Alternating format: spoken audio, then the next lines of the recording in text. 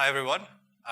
It's a pleasure to be here and excited to sort of host a really interesting session on a topic that's very, very active today. So I'm going to walk you through a bit of an introduction to the panel, and then Alex from X.ai is going to jump in and talk a little bit about his company, and then without further ado, we'll jump into the panel. So quick introduction about Maluuba. Artificial intelligence is known to unburden or have the promise of unburdening humans from monotonous tasks. So at Maluuba, we're basically focusing on that aspect from a language standpoint. Can we teach machines to understand language at a more fundamental level? In doing so, we're building and operating one of the large deep learning NLU labs out of Canada, which we're fortunate to have a lot of the deep learning talent. Oh, thank you for that. Whoever cheered for that. That's awesome. Woo! And yeah, this is an area we're super excited about. So I'm going to start with probably one of the earliest known chatbots in this space, Eliza. So this is an interesting topic. The reason is, if I look at some of the most recent talks that happen at VLab, like blockchain or big data, some of these ideas are more recent. Chatbots as a concept has been around from the 60s or the 50s, depending on who you may ask. And the reason that I think this is interesting is because we're sort of stuck between two areas. From my perspective, at least, I feel like there's a bit of an identity crisis here. For one perspective, there is the school of thought where chatbots should focus more on the conversational aspect. So an example is what's happening here in Liza, like what was happening 4 or 15 years ago. And another perspective is that chatbots should evolve. They should evolve to the mediums that are in. And I feel like these two schools of thought are sort of putting us in an area where we're still in this crisis trying to figure out what makes sense when you develop bots. And I think that's going to be really interesting because it's generating a lot of healthy skepticism about the space, and I think we're going to touch on that in the panel today. This is pretty recent. I mean, these are both prominent people in the space of messaging and bots, David Marcus and Jeff Lawson, and both of them have shared a lot of healthy skepticism about the space.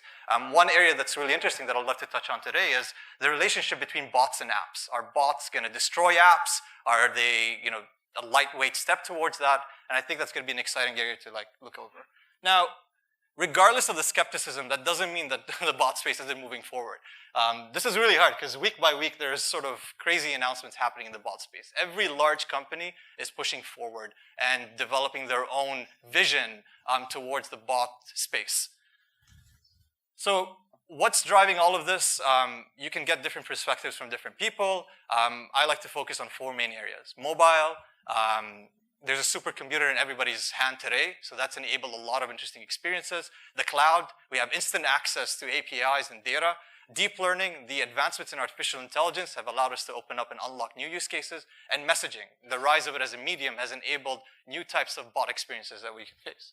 So I'm going to share with you my perspective to things, and then I'll use that to sort of anchor the conversation.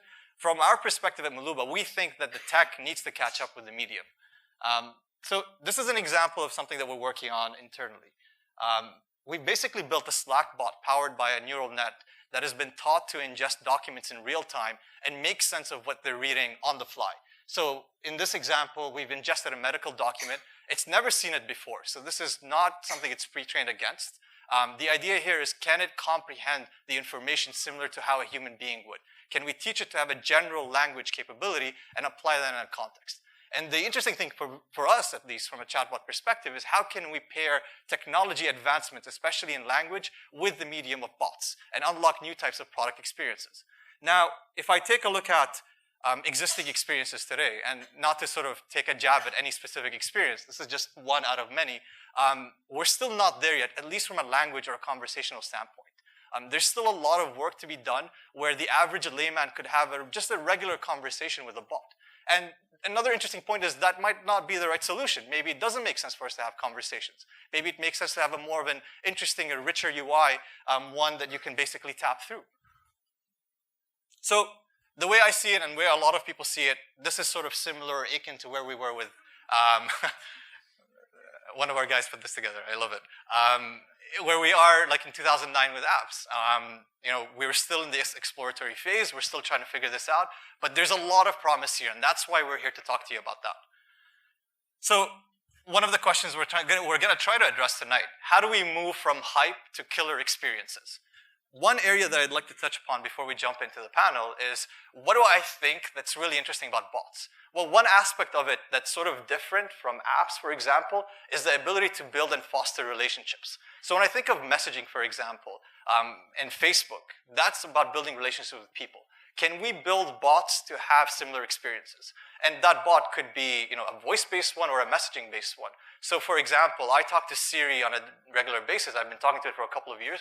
It still doesn't know who I am as a person. It still doesn't give me a different experience when I'm trying to navigate to a certain location. There's no personality to that. And if we look at the scale, and these are just two axes we put together, bots are basically right after the rude guy at a bus stop. And we define it over here. The guy has no idea who you are, he doesn't care, and he won't remember you. We're sort of just past that. And the idea is, can we leverage bots or get them to the point where they're at the friendship level? I don't want to get to the spouse level. I think that'll be a little bit crazy. But if you get to the friend level, I think that's really cool. I mean, that unlocks new types of experiences. And that's one medium that we can use conversational systems or bots for. So one of the questions is, where will things shake out? And to give some people some context, on the top right, that's OS 1, Samantha from the movie Her, where the person falls in love with. Is that the right direction that we should be moving towards? So one perspective to it is, are we all looking towards shifting towards that, or are we opening up and unlocking new areas? And I'm so excited to be on this panel today because I think that's going to give us a bit of a perspective as to how the future is evolving. Now, beyond that, some of the questions that I'll probably, hopefully, if we have time to cover, we'll cover these different topics. So without further ado, I'd like to ask Alex to come on stage to talk a little bit about his company, and then we'll go through introducing the rest of the panel. So if we can give Alex a big round of applause.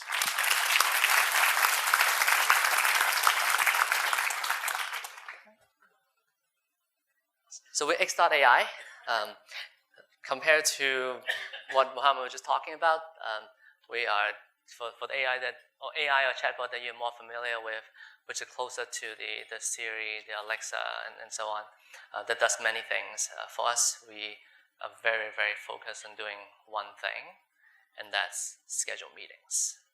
Now, what do you mean when you hear schedule meetings? The experience is exactly like when you're dealing with a personal assistant. Let's say after this, you send me an email and say, "Hey Alex, let's meet up for coffee sometime."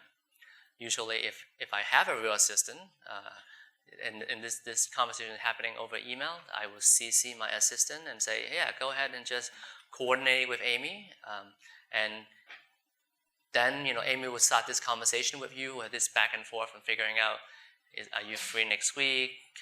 You're not free? How about the week after? No, Alex is traveling. Or can you do this coffee shop or that coffee shop? And all of a sudden now you don't want to do coffee shop. You'd rather have this to be a phone call.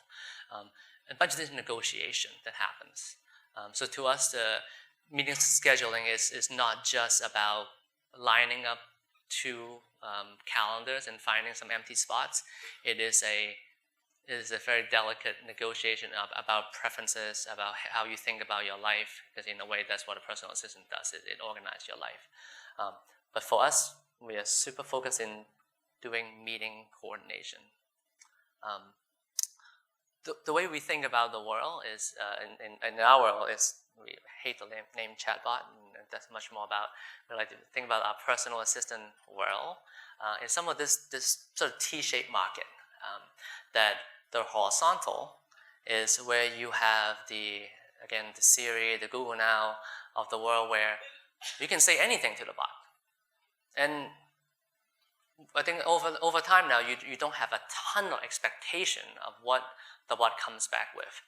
Half of the time it tells you a joke, half of the time it says it doesn't understand, and you are either okay with it or you stop using it, right? We set out to not do that. We set out to build something that allows you to solve one problem, and solving that problem in full. Another way to think about the differences is that a lot of these interfaces, particularly say Alexa, which I love, I have one, and it is a great natural language interface into APIs, right? So if I ask Alexa to play me a song, it pulls up my Pandora's and station, and then is really just convert my voice command into an API call, and it calls some service.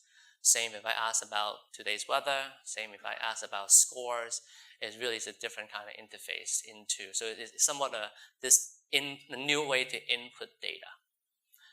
The way we think about coordination is that we have to understand the input too, but there's the other side too. We have to talk back. We have to talk back intelligently. One way to think about it is I usually like to use kind of two Google products. There's one, on one end you have Google Translate, and then the other end you have Google self-driving cars. Now, when you put, for me, I don't speak Russian, so if I put some Russians in Google Translate, I got some sort of resemblance of understanding of what the Russian email I just got. I'm relatively happy, right? Although if you're a Russian speaker, you'd be like, what is this?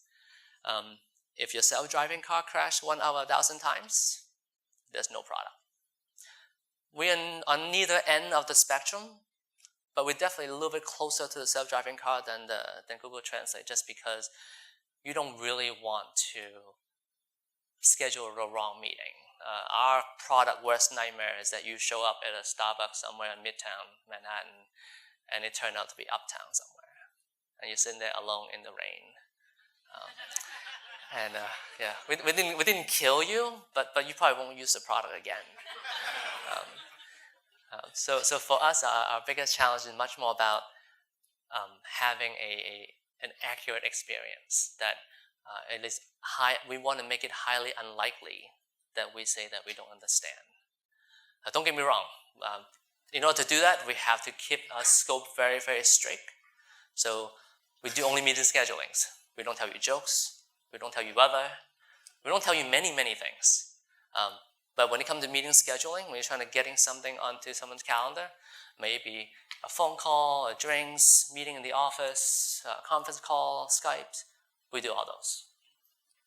But it's much more focused in that.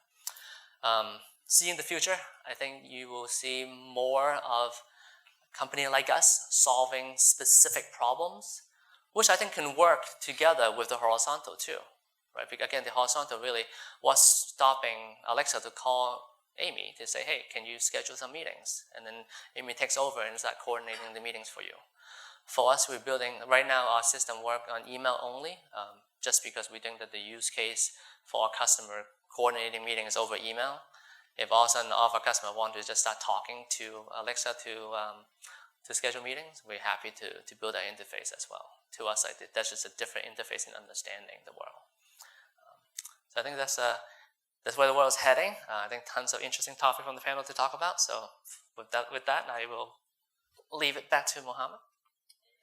Very nice. Thank you, Alex.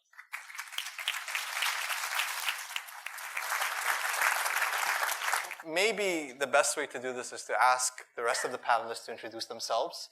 I'd love to get maybe a 30 to 60-second monologue from everybody. And tying to the theme of the session, if you can share a recent bot experience that you've used that delighted you, that would probably be a good way to start. So maybe we can do this in reverse order, starting with Sarah. Okay. Mic's on, great. Hey everyone, my name is Sarah Gua. I'm a venture investor at a firm called Greylock Partners. We're local to Silicon Valley. We've had the benefit of working with great companies in basically two spaces, like consumer internet software and business software. So think Facebook and Workday, or LinkedIn and ServiceNow. I have been there for a few years and invest in basically 3 enabling categories of technology: cloud, mobile, and a set of increasingly effective algorithms, broadly described as AI now. We, in this space, we're investors in relevant communication and AI-related companies, including Operator, Oslo, Gladly, which is a support company but related, Discord, which is a communications application for gamers, among other things. So what's a great chatbot experience that I've had lately? So I don't know that this is the answer that a technical audience is going to like, but I'm going to say the White House bot because I think it really proves something about what a change in access does. Cool. Good evening. My name is Jeremy Goldberg, and I'm a product designer at Facebook. Over the last few years, I've been building for our business, our platform, and AI on Messenger. I've worked on products ranging from first introducing businesses onto Messenger about a year and a half ago at F8, to M, our personal assistant in Messenger, and our transportation and bots platform. Recently, I used a bot called Icon8, which is a bot that lets you send a photo, and then server-side, they do some image processing to allow you to turn that photo into something kind of special and really cool, and then I'm able to share that photo to my friends or my family. So that was a pretty cool experience that I tried recently. Okay. And I'm Will Murphy. I'm a VP of Product and co-founder at Talla. We create an intelligent assistant for businesses. So I would say that we work with all different size companies, generally between 100 and 1,000 employees. And right now we have capabilities to, teach and educate your new employees through an onboarding process. We can also do kind of step through if you have if you already have some intelligence in your company that live within the brains of a few of your employees, we can teach the bot that and help spread that throughout your organization. And also just throughout basic question and answering as well. So I use our bot a lot, and some of the really interesting things are when we're testing and things go wrong, it can be pretty amusing. But our core features around kind of coordinating teams and allowing us to assign tasks to other people, and so that's really enjoyable to assign to other people or have them assigned to you, so we can help coordinate between us within the team. And then also when we have, for example, HR questions, do we have a day off or something like that? Or at Talla we have unlimited days off, so you can ask that question and get that answer. So that's enjoyable as well. Thank you. So correct me if I'm wrong, but maybe out of the 3 examples that you gave, only Will's was in language understanding or had a language understanding component to it. Am I on track, or is that okay? That's really interesting. So, that's not a great sample size to work with, but 60% of the panel's experiences that we're delighted with were language understanding agnostic or non-specific to that. And I think that sort of segues to an interesting question that I want to ask Alex. Your product, the X.ai assistant, is heavily language assistant based. Do you see bots reliant on that, or do you think that there's a future for bots without a reliance on natural language understanding? So the way we think about language is that it is the shittiest API in the world. But it connects the world. It's the only API that connects the world. So therefore we're on it. So certainly my hope is that we can move away from this lowest level API. Certainly if multiple X.ai users work together, scheduling meetings, our bot doesn't talk to each other. It just does a constraint optimization, and it does its thing instantaneously. So that's certainly the world that we would like to get to. Yeah. But if you are interacting with humans, you have the limitation of human sensors and languages. So I'm going to have a hard time seeing us moving away from this, unfortunately, one of the worst API in the world. So how are you getting around that? Is it artificial intelligence? Is that the approach, or what is it? So yeah, we have a group. We have create a new job category called AI trainers that literally train the AI. I think and it's not just a language approach too. Like when Uber launches self-driving car, there's 2 drivers in the front there driving. That's exactly what it is. The human machine learning. That's what machine does, right? Machine learning is mimicking human. We mimic languages. Are we trying to find the understanding on language, not by us just randomly understanding, but actually learning from humans who are labeling the data? Sarah, would you agree with that, in that we're building, or machine learning is moving towards human learning or automating learning? Is that a perspective that you have as well? So I think if we think about CNNs, RNNs, BRNNs, like these are algorithms that, or model architectures that apply differently to different domains. And people, unfortunately, tend to look at what has happened with image recognition and say, aha, this is amazing, this applies everywhere now. I actually think that language is quite hard, and this is unsolved science right now, right? And you should talk about this since you guys are actually working on related things if you want to. But it was what, call it 2012, when we crossed this threshold of understanding images, at least on one important benchmark, in a really human level way, right? I have not seen great scientists declare that NLU has reached this point. I see very smart people like Jan LeCun at Facebook and researcher friends of mine that say we are approaching that, and if we approach that, then we still have to deploy it, which is a non-trivial thing. And until then, there's still a ton of really interesting applications and UX workarounds that we can take to make the progress that we have made in NLU usable. And so I think what you are seeing is that, like Alex said, I like that. It's a really shitty API. Humans, like when we our I/O it's very ambiguous. It's unruly and inconsistent, and people can't explain why they express themselves the way they do. And then for us to translate that is still quite challenging today. So the bots that you are seeing that actually are successful and are good experiences are extremely constrained. Or they have workarounds, right? So semi-structured input and mixes of a GUI and a chat interface. And I think that we will see that persist for a while. So I like this shitty API tag. I think I'm going to stick to this for the rest of the panel. It's way better than like language disambiguation super hard, right? Agreed. So Jeremy, you're on the platform side. Yeah. How do you, when you think about where we are with language disambiguation, how do you see Facebook, or how do you see yourself enabling developers to build out their own experiences on the platform?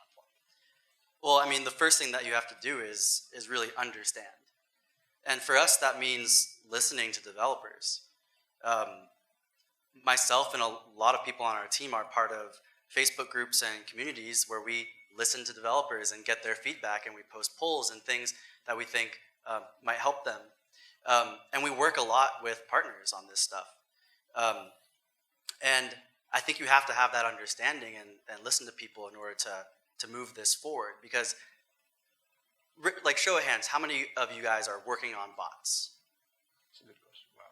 There's a lot of you working on bots. Pretty good. And you guys have a lot of really good ideas. We don't have all the ideas. But what we can do is we can build tools and APIs that empower you guys to build really rich experiences and meaningful experiences. So that's how we approach it from the platform side. And yeah, there is a little bit of that intuition and secret sauce that we have as well. But understanding this is a huge part of building a platform.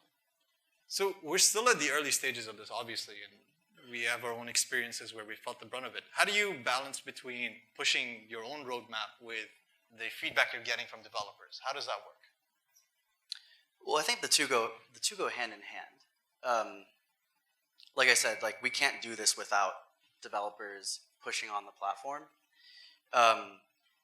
But it's really simple. A lot of what we do is looking at certain trends and usage and data. If you look at, for example, a couple of months ago, we released an option to have a persistent menu in the thread, which is a form of UI. And we saw a lot of folks, communicating to the consumer, type help at any point in the conversation to get help, and then it'll send you a message and you can go from there. This isn't really intuitive, and people forget these keywords and they vary across different experiences. So we built a persistent menu in the thread that you can get to at any point in the conversation, and the developer can put those types of things in that UI. So it's a combination of like listening to developers, looking at trends, and that's a lot of what we do at Facebook, is looking at those things. And yeah, I mean, there are things that I think we have our own intuitions around. But yeah, that's how we approach it for the most part. It's interesting, and I think one sort of dimension to look at is the platforms that we can work with today and how we can build on top of them. So Facebook is one example, and I think, Alex, your product is currently on email only. Is that correct? Correct. It'd be interesting to sort of hear a little bit more about that. I mean, are you guys thinking, how did you go approach the idea of focusing on email? Was it developing the product first and then jumping into that medium, or was it medium first and then jumping into the product? So again, we didn't set out to build an AI company, although we are. We set out to solve our customers' problems. And we look at how people are coordinating meetings today. And they coordinate, yes, they do. Sometimes I get 1 out of 20 email on LinkedIn is someone asking to meet me, or someone is doing text, or someone is on Slack or Facebook Messengers and so on. But the primary conversation that happens when it comes to coordinating meetings is in email. So we want to build a platform on, want to build on the platform that our customers are using and coordinating in that platform. It turned out to be email. Now, as a founder, certainly it brings me comfort that I like that we are building on an open platform, and we'd like to not be dependent on any platform when possible. But again, we want to serve our customer where they are. That's interesting. And Will, how do you feel about that? From what I understand, your product is available on multiple platforms today. Yeah, we're architected to support multiple. Now, Slack is the one that we're supporting in our public product right now, but we're architected to support additional major B2B platforms that are used. HipChat with Atlassian, on our roadmap as well as Facebook as well. So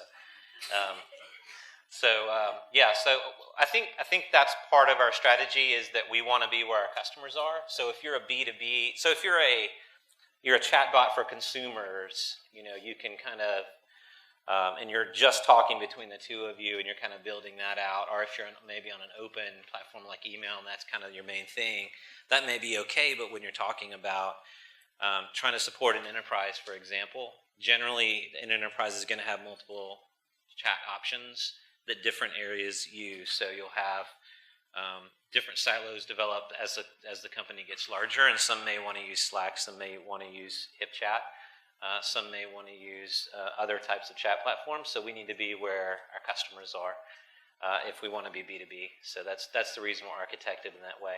So somebody gave me an interesting analogy, and I'd love to know what you think about this.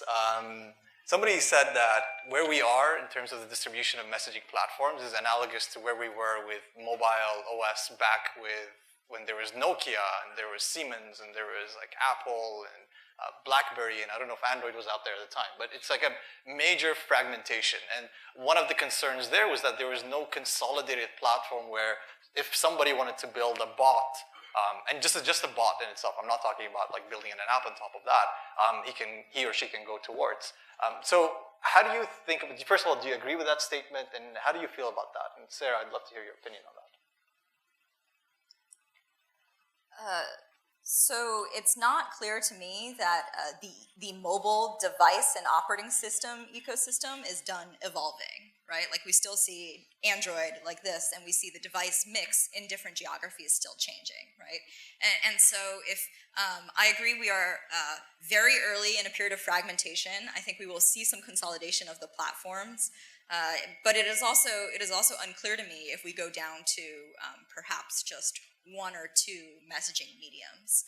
And I think what it means for developers is, on the one hand, the benefit of not having to build a ton of application infrastructure to deliver a service because Facebook provides it is less awesome if you have to do that on 3 different or 4 different platforms. But I think first of all, it's still less complicated than having a fantastic native GUI, and I think we will see some consolidation in particular use cases and geographies. Okay. And Jeremy, how do you guys think about this internally? I mean, Messenger, for example, has over 1 billion users. Is that in perspective to it? Like, do you draw developers to say that you can attract and build bots that can work with 1 billion users? Well, you guys were saying that you want to go where your consumers are, right?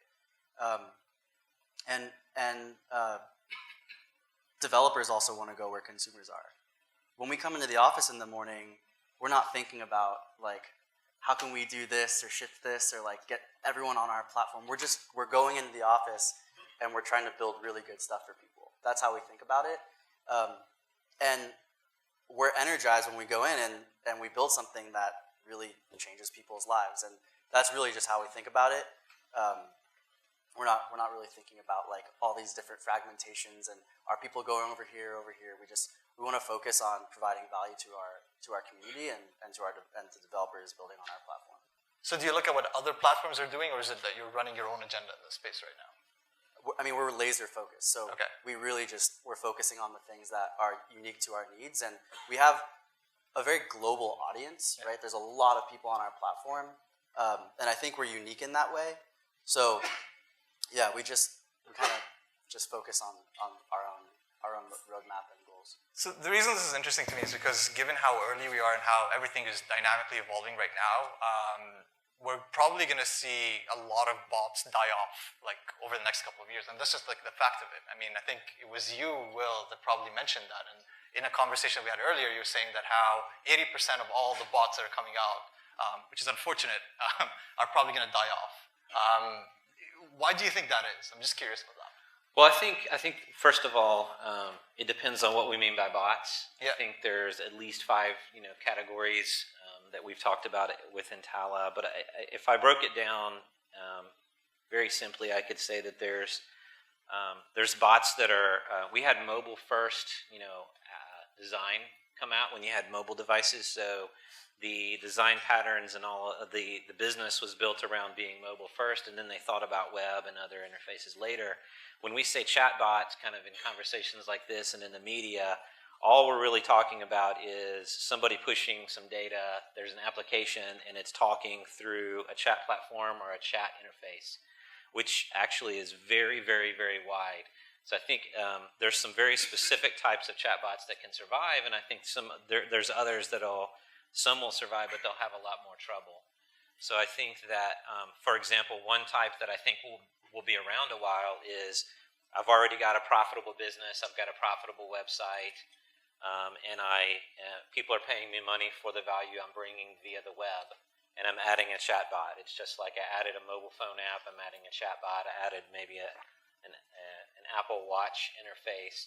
You're getting money through other paths, and maybe there'll be some value in offering that to users. So that's not dependent on that. I think the bot companies, as I mentioned a moment ago, that are saying they're bot first as opposed to being kind of like when you were mobile app first, they could face some challenges, I think, unless they develop some deeper capabilities, and again, a lot of times AI is conflated with chatbot, right? And that's not the case with a lot of these applications either. A lot of the chatbots are not using AI. So I would say the ones that will survive longer term are the ones that are self-learning.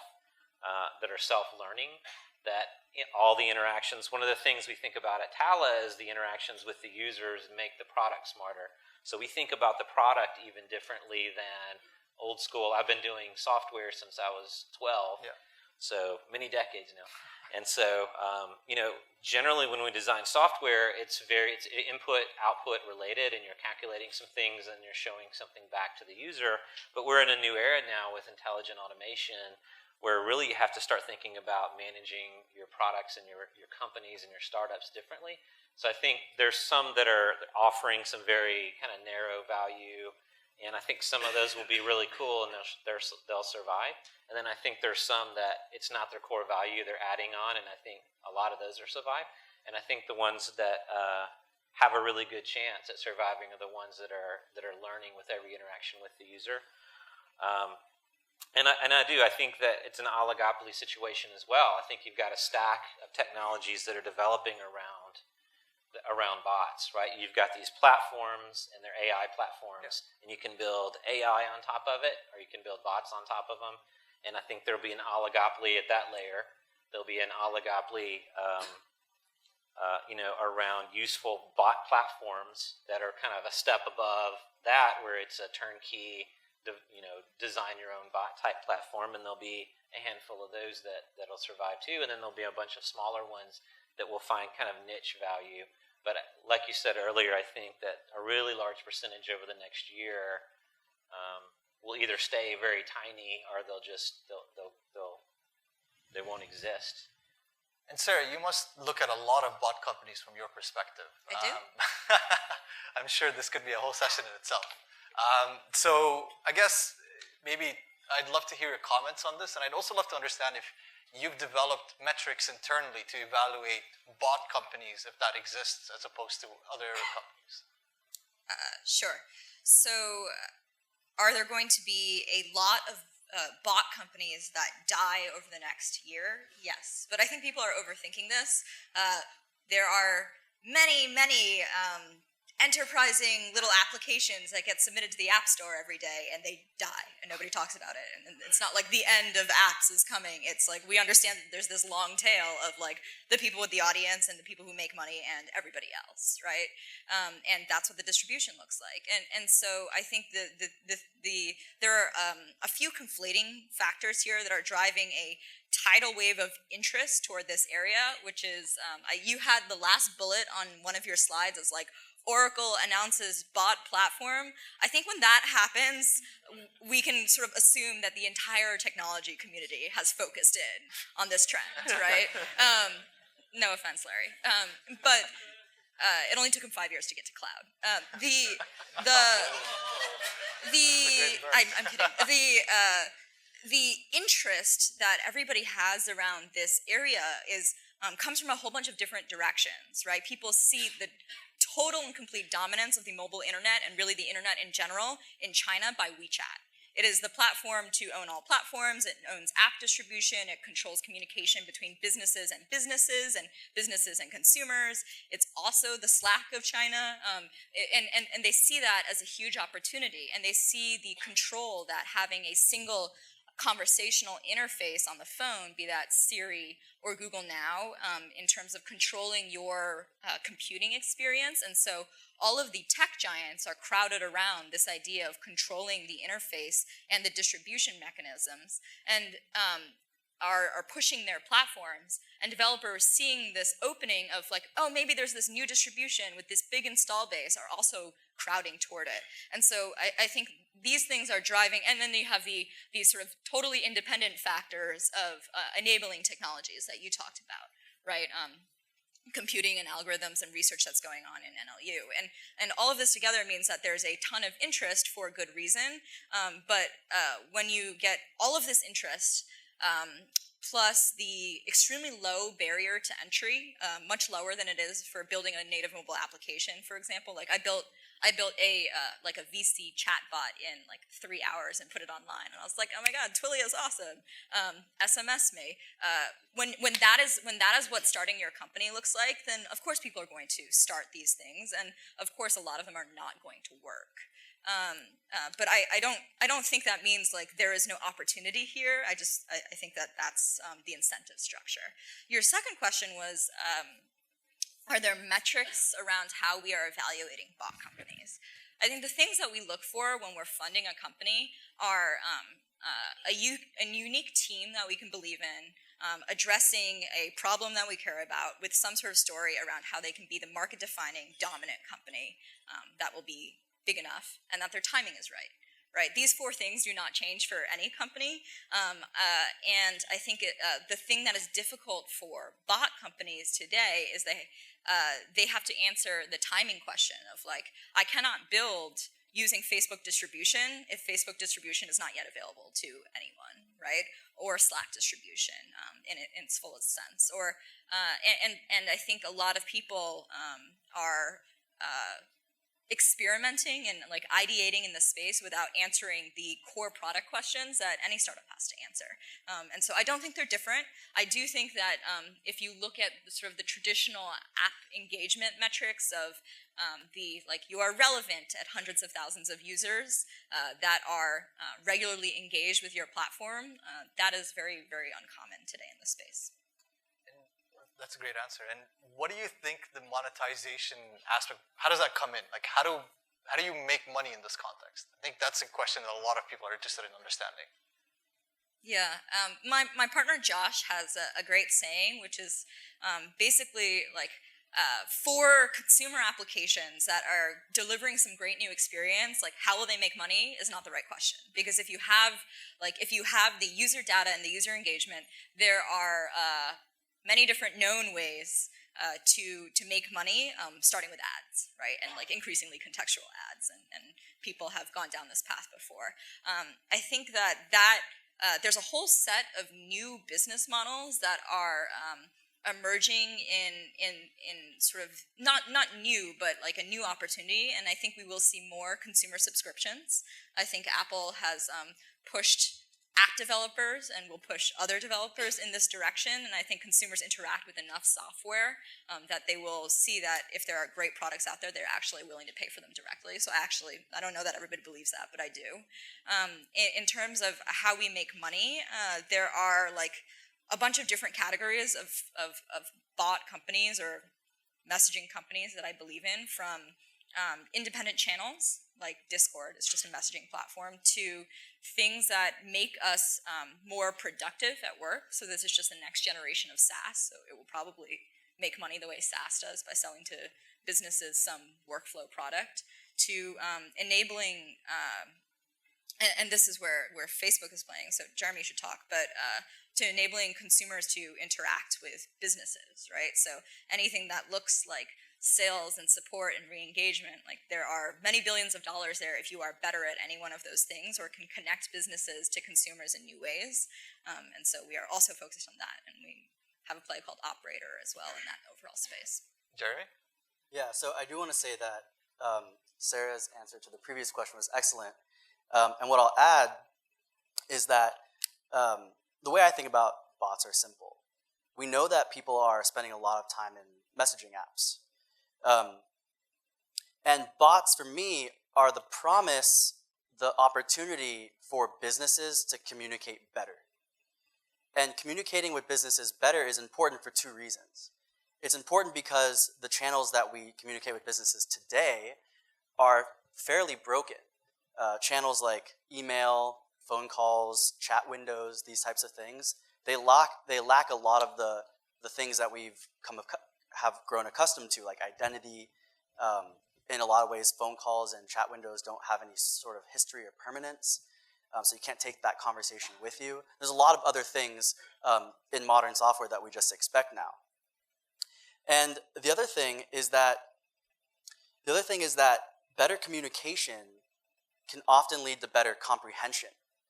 And when that happens, you build better relationships, you build better experiences, and then you have the opportunity to then push or meet your sales objectives and monetization goals. And on that, and I bring that up because the thread here is really important. And what we're seeing is now on our platform, developers have the opportunity to run newsfeed ads that take you into Messenger. And we're seeing businesses start to use this, and they're converting in Messenger much higher than they normally would in places like mobile web. And that's true because mobile web, it doesn't have your identity. It doesn't have things like payments. And payments is another thing that we just rolled out recently. And so conversion on mobile web is not great. And so the thread has that identity. It has the opportunity for payments, and it allows you to monetize your business more effectively. So that's one big area. And I think other areas that are starting to surface are things like lead gen and other opportunities where a business can really take advantage of the things that a thread brings. So do you have, I know it's still too early, but do you have any example successful use cases or any companies that you've seen do the right thing and that can show off that, for example? One that comes to mind is a bot called Nikki. Okay. And as far as I know, that bot has been sending their traffic to Messenger instead of the channels that they traditionally have, and their conversion is like crazy, crazy higher than the places they've been going before. And you're saying conversion from? So for shopping or commerce, for example. Okay, that's great. And is this all within the Facebook ecosystem? Do you guys work with apps outside of that? How does that work, or is that not there yet? Can you clarify? Like you mentioned how you're seeing a lot of conversions within the Facebook platform. Sort of what I wanted to tease out is the relationship between the bots that are being built on Facebook and apps. How does that look like? Is that somewhere in the roadmap, or how do you see that evolving? Well, I can't speak to apps, and I don't know the data. But what we're building on our platform is really simple, powerful tools for developers to pull up these things, like payments. Recently, we brought in contextual web views that you can start to build UI into the thread. We're starting to build these powerful things in the thread that we know and we can track, and we can look at that data and say, hey, this is working. I can't speak to apps, and I don't know how businesses are converting in their apps. I think before things like Apple Pay and Google Pay, that was probably a lot harder. But we also know that people are spending less time in apps, and people are spending more time in messaging apps, and so that's where people are. And so, we've actually had payments in Messenger for a long time through P2P and being able to send payments to people. And so now we're giving that back to developers so that they can do the same types of things. Alex, I've heard that your X.ai product being branded once as an invisible interface. Do you agree with that? And if so, if you do agree, I'm curious to hear how you think it's going to evolve over time, and how do you think the relationship with apps as well could sort of evolve in that? I mean, you have mentioned how in the future you could see Siri talk to X.ai and bots working with each other and stuff. So I'd love to sort of understand that. So I think when it comes to interface design, so as an industry, we created this whole category of UI UX designer that didn't really exist 30 years ago. And I think we've been in a very, very early time of thinking about what does AI interaction design look like? What are the best practices? What are the things that you need to know, and what works, but what don't? And we certainly are putting focus on it, that we have a dedicated designer that her job is to do exactly that, to think about their interactions. And again, don't get me wrong, I think I'm in the camp of that bots would not replace apps. Right? That I think it is about the interaction that works. And for invisible design, there's a lot of challenges that you don't have all these tools that you have. You don't have the buttons, so you don't know, you can't show the user the constraint that is outside of it. Like, what can you do? What can't you do? Right now, or you don't remember that you have to type help to get help. Like, what are the commands, if they're sort of commands, or what are the functionalities? Like, what can be done, what can't be done? Of course, when you look at the hers type future, then it doesn't matter, because the bot can say anything and everything can be done. Before we get there, though, how do we design the system around so that it gives enough hint or help the user understand like what is possible, what's not possible, and of course that's part of the reason why we, in the very early design principles, that we will not have any kind of syntax, because we think that asking the user to learn a whole new set of syntax is like a product suicide for us. That's interesting. That's really interesting. So I'm going to ask a last question to the panel, and I think you're going to pass an iPad with some questions. So I love your last point, in that if you teach your users to a certain syntax, you're going to lose them. And it sort of sets me up to ask a question of where we're moving towards the future. And I sort of posed that question early on, and I'm coming back to it. Are we moving towards seeing, like the Samantha-like experience, or are we going to see some sort of new evolution? As I think of this internally, and I think about what the Uber of 2016 or 17 will look like, I'm trying to understand, would that change over time? And how does that play in the context of bots? So are we moving towards Samantha, or is this going to be something different? Or I'd love to hear everybody's opinions, and then we can sort of jump into questions from there. Maybe we can start with Sarah. I don't think we're going to see Samantha in 2016. If anybody has that, call me. My email is sarah@greylock.com. I'm kidding. So I think that one thing we haven't talked about here is like one of the fundamental reasons that we are so excited about conversation. I think as a group and as technologists, it is easy to forget in Silicon Valley that like learning technology is a burden, right? And we have an increasing amount of software and you know, the joke is that like people under 30 years old have to learn Snapchat and it's like really hard for them to like swipe up and then write. You know what? People under 30 also have to learn Snapchat. They just happen to be doing it at school, right? They're learning it in person socially. And my point is that the interactions that we're asking people to do sophisticated things in software today put a huge burden on the user, as Alex was talking about. And the power of conversation is that we're, the power of conversation and of more contextual applications that retain much better understanding of you and can take this natural input is that they will do more for you and you will have to put less in, right? And it will like, I think if you asked any knowledge worker like what they hate most about their job, data entry would be pretty universal. But if you ask people like, do you hate talking, like mostly that's a no, right? Or writing even, people do a lot of that.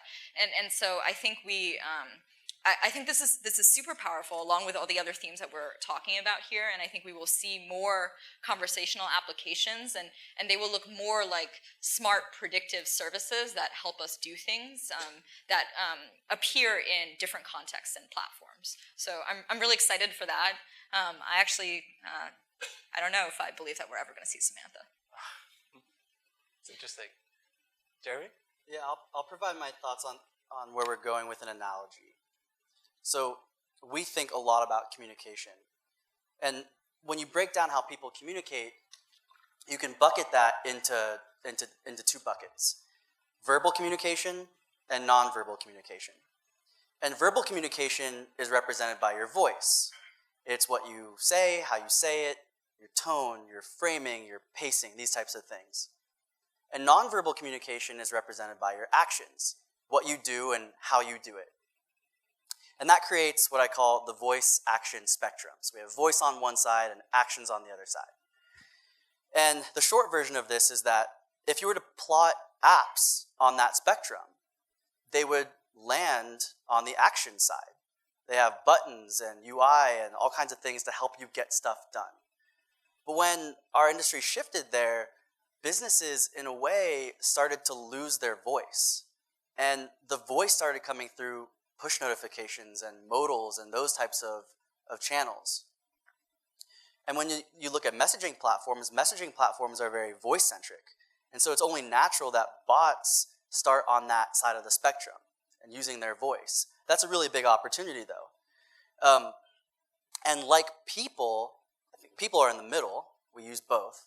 I think that for now, where I see bots going is pivoting more back to the middle, to use both voice and actions in harmony, and to have this hybrid approach until we can get to a place like Samantha and her.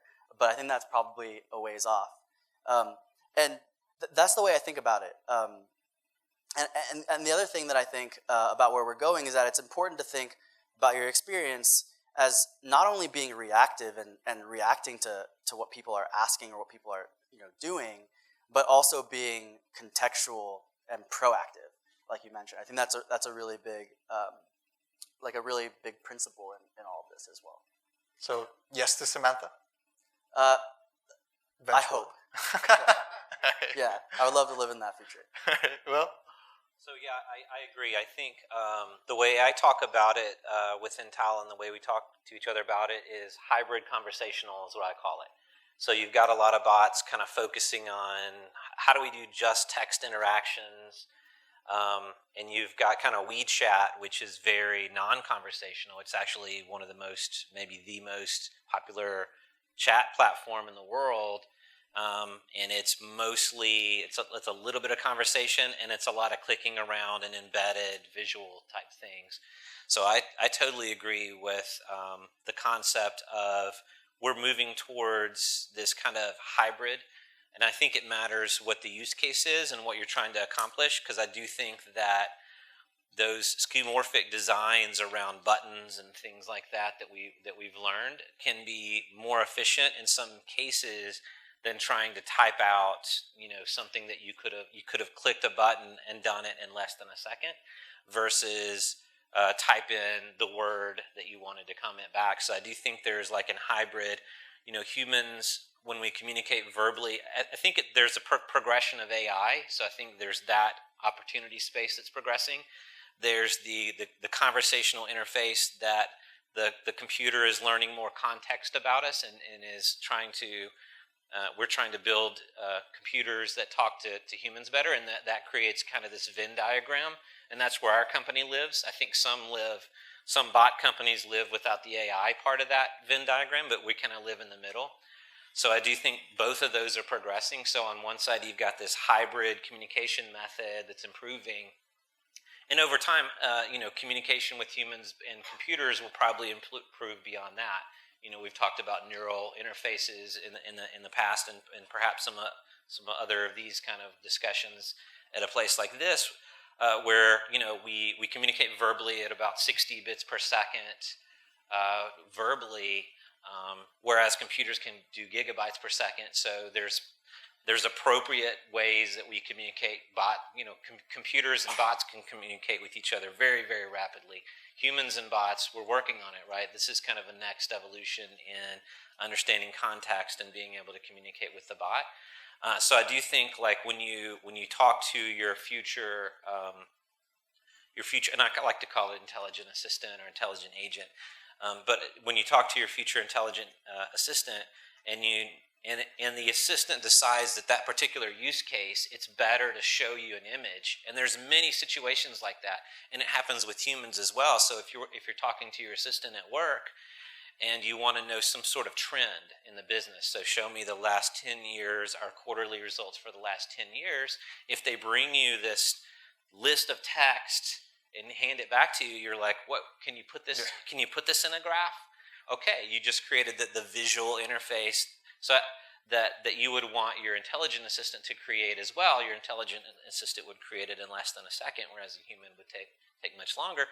But it's the same concept. I think so. I do think it lives kind of in between. The way we communicate with intelligent assistants will be in between those two, between pure conversational and pure visual. It'll be the hybrid conversational interface. And it's interesting that you touched on that. I was just going to add to your point in that I think it was one of the co-founders of Siri that recently pointed out Alexa or Siri itself being incomplete because it lacks an aspect of multimodality, going beyond the single interface or the single dimension that's working with. And I'd love to sort of see how that can expand beyond just the voice and integrating all sorts of different multimedia, for example. And that could be through the input or the output level.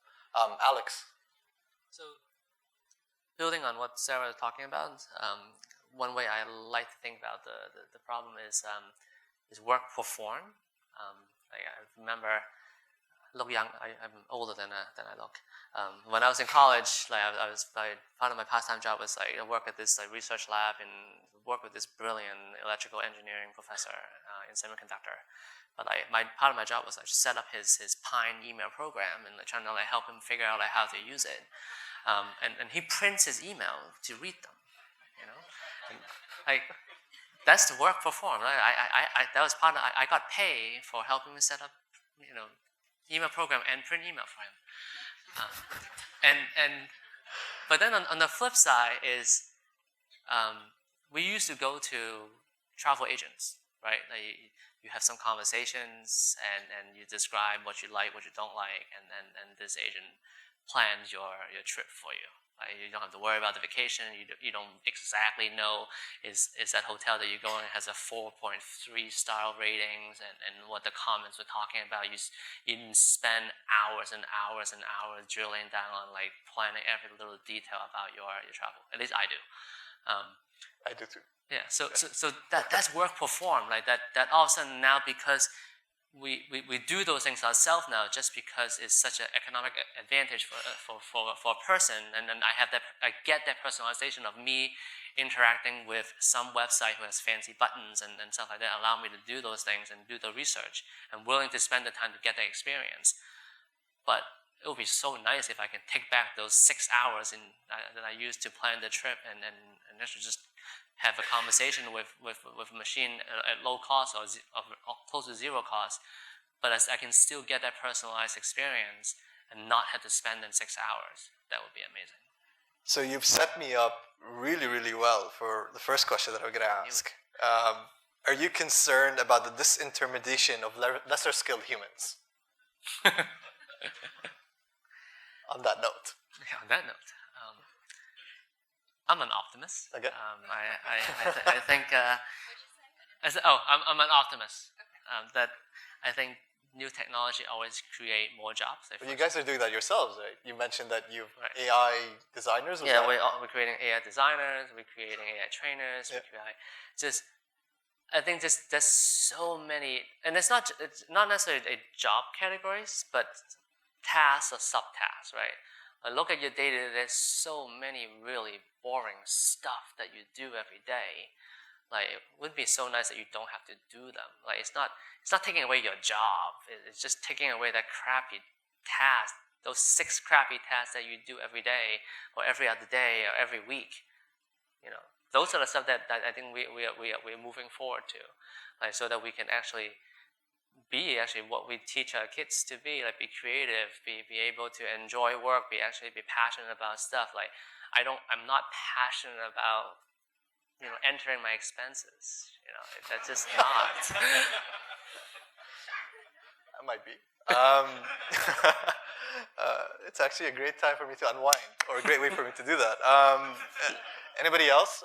Thoughts on disintermediation of lesser skilled humans? Or, focus on that. Sarah? So I'm also an optimist, but I am also a capitalist, and I think that fighting technology efficiencies and capabilities seems unsustainable to me, right? And that doesn't mean we shouldn't worry about this problem, but my point of view is, like, even if it were politically tenable to say these jobs that we can automate, we will not automate, other countries will. Right, and so, like, we will absorb that impact somehow, and so I think that that's sort of my general perspective on it. And, like, I think that if you are going to be doing that automation, then you also must take some responsibility in terms of thinking, like, how should we figure out like, reskilling, or how should we think about the people that have been displaced? But I on the question of, like, is this going to happen? Like, I think it is going to happen, and I think to some degree, like, resistance is futile, right? To speak for the robots. I also think that, like, there's these low skill jobs that we are talking about, but if you guys are interested enough in this topic to come to this talk, I would also propose you, like, there's a book out there called The Most Human Human, and so I won't take credit for this idea, but there are things that machines are much better than humans are at in terms of tasks, and there are tasks that humans are really good at that it is still very hard for us to get machines to do, right? And I'm really excited about both the technologies that replace things we don't want to do very efficiently, and technologies that do things that we can't, that are superhuman, right? And both of these things should enable us to go do things that Alex described, like, that we're passionate about, and that are more fun, and hopefully are more productive than what we were doing before. Go for it. I would say that if humans get disintermediated by bots, the safest place is to work for a bot company. and we are hiring, so come and talk to me. But seriously, though, yeah, we're in the augmentation of humans business. So I think a couple things will happen. That you want to augment your employees so you can get away from those some of the menial tasks and focus on more meaningful work for everyone. So I think at least we've got some level of a few decades of focusing more and more on the meaningful part of your job. are finding, having jobs that are more meaningful. And also there's just kind of augmentation. So there's this kind of ambient intelligence that we're building into everything. And I think that's part of what we're talking about today. So you may have, you're going to have intelligence built into everything. And then you're also going to have this personal assistant that helps you and works with other people's intelligent assistants and saves you a lot of time and all that. So, I mean, we're already augmenting ourselves. Everyone in here probably has a mobile phone. We're all already becoming kind of cyborgs right now, right? We're all augmenting our intelligence, our individual intelligences by having mobile phones that can reach out and have all this information in it. So we're not. It's not something we're going to stop or reverse. But I do think and I don't think we should fight it.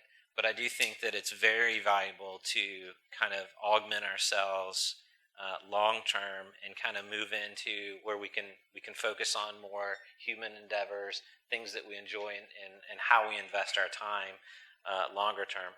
So speaking of humans working at bot companies, and this is probably more so directed to Will and Alex, where is the part of art in your artificial intelligence system? I'll start. Again, for us, because we're not just about language understanding, but we have to say something back. That saying something back part is closer to art than other things. Right? But it's the other language. Right? What is the tone that we are using? What is Amy's personality? We talked about internally all the time. What would a really efficient assistant that is maybe she might be a little bit pushy, maybe but not annoying. Maybe how does that express in tone? How does what should we use Oxford comma? So is that configuring the personality, or is that? Yeah, that is creating that personality and then expressing that in language, right? Which is but very different. Yeah, we've done the same thing. So I think that AI gets talked a lot about in these sorts of conversations, and I think just as important is the art and the humanity behind what we do. So we've hired we hired an actress to work with us on personality design. So you've got those kind of things happening. Anytime you're interacting with humans, you've got a lot of art behind that. And I think that you can combine art with artificial intelligence as well when you're talking about learning more about humans and their preferences. So not only is it kind of the communication, so getting the communication right and being more efficient communication-wise, which I think we spend a ton of time on that, right, to get that right. But also, I think even deeper than that, over time, we have to learn more about humans and what their preferences are, and I think AI helps with that because AI is about pattern recognition, and it's about recognition of patterns and making predictions. And so, as this entity grows up, and we're all creating these entities, we need to understand humans better so that it can learn better. So I think there's a lot of art behind that as well, in having it understand humans better, as well as kind of all the visual interface and the text and all that on the front end. All right. And the final question, how will conversational interfaces impact access to information? A conversational interface replacing Google or Facebook search, for example. Can I ask a tiny question here directed at you? So conversational interfaces have a default answer. There is not room for like an entire list of Google search, right? So when I request a ride, it is only Uber, it is not Lyft. How do you guys decide who your partners are? Because you cannot have like search rankings, for example. To add on to that question, it's related. How do we decide between the partner? Yeah, and how do you think about, like, are there just going to be like default mobile services within the ones that Facebook pushes? We have an open platform, so we have Uber and Lyft on the platform. Oh, okay, so when I request a ride, now both of them show up. Yes. Okay, but like, let's assume that there's limited surface area within messaging. Limited surface area within messaging. Yeah. You have to pick one. Well, no. I mean, like, when I request a ride, what are you going to do? Show me a rank page? Or? I mean, we've been doing this on newsfeeds for a long time. Okay. There's a lot of different signals that we have. Sometimes those signals are based on context, social things, identity, what your preferences are. Sometimes they're based on things like ads and whatnot.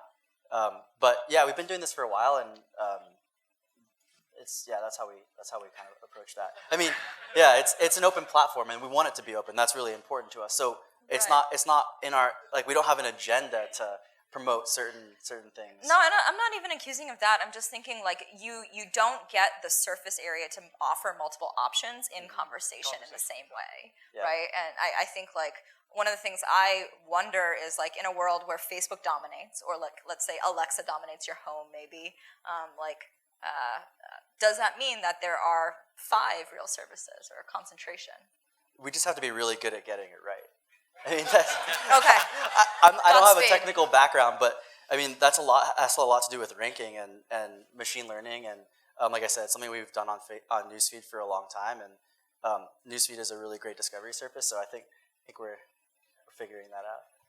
To be fair, it is a tough problem. I mean, it is a tough problem. You can't have Alexa list out everybody, so that's not going to work. So how do you do that? Do you focus on what you think the user would like, or do you focus on what Facebook would like, or a combination of the two? It is an interesting problem. Yeah. But a very good question. Yeah, it's a good question. Sorry to put you on the spot. I was actually no worries. Going back to the original question, how do you see conversation, which sort of falls into this, how do you see conversational interfaces change the way we access information? I think the first example you gave was the White House bot. Do you see that happening in the future? Do you see yourself getting news from, like, media, for example, like CNN, TechCrunch, or whatever it may be? Is that one really interesting use case of bots? Yeah, Sarah, and then maybe you can ask. Sure.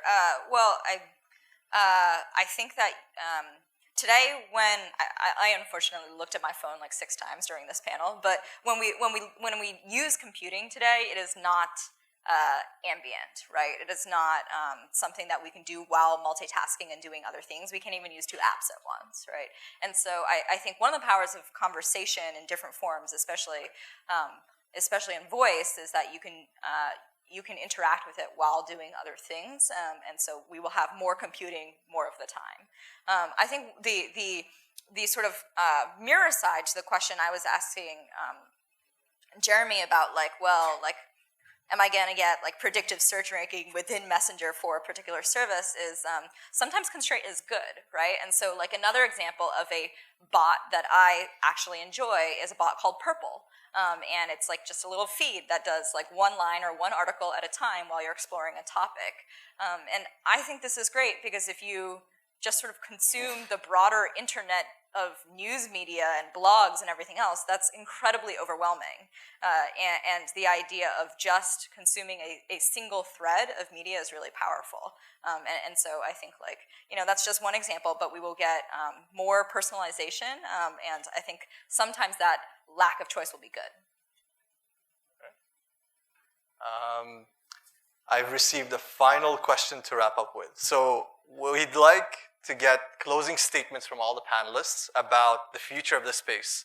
Something like, where's the killer app or the bot in this area, in the chatbot space, going to be 5 years from now? I think we focused a lot on that area, so I'm going to shift it back to over here. So start with you, Alex. X.ai. I mean, again, I think we're all exploring, right? Like that. I think there's various different kind. At the end of the day, going back to the idea of sort of work performed, what are the set of apps that are going to give you back time, right? That are going to actually help you accomplish work or be superhuman. Like those are the software, the services that will be successful, because at the end of the day is that you have infinite amount of choice. It's only if we add value that you would actually want to use those services and software. So I can kind of give a two-part answer. I want to answer the last two questions kind of simultaneously. You were asking about the search interface and what's the value in conversational. Part of it, it's tied in to the long-term roadmap, especially at Talla. So you can wrap this intelligence around your information is what you can do with conversation. So you have this entity that can now reach out for updates. It can understand the age of data. It can come out and say, this seems like old data. Do you have new information? So instead of just having this request response kind of that we have now where the human is asking and then kind of going through some answers, you can kind of bring your information to life long term, right? So you've got for example, at a company, you may have a lot of different pieces of data that are not stored in any computers. At Talla, we talk about, there's a lot of information stored in your current computers. There's systems of records for all these different types of information. But then there's a system of record for what's in your employees' minds and what's in their heads. And we talk about that a lot because that's what we're also extracting, right? So when you have an intelligent agent, not only are you kind of querying and you're learning from it, but it's learning from you. It may have to jump out and your direct message you just like a human would do and be like, I don't quite understand this. Can I get some more information on this? Or this data seems to be getting old. Do we want to update it? I knew all of the holidays for this year. We went into a new year. Do you want to tell me what the new holidays are? So you can wrap a lot of additional intelligence and make it a lot more active, make your information a lot more active than you could in the past because it's coming out and learning from you as opposed to just the way we're doing it now, which is querying and telling the human an answer.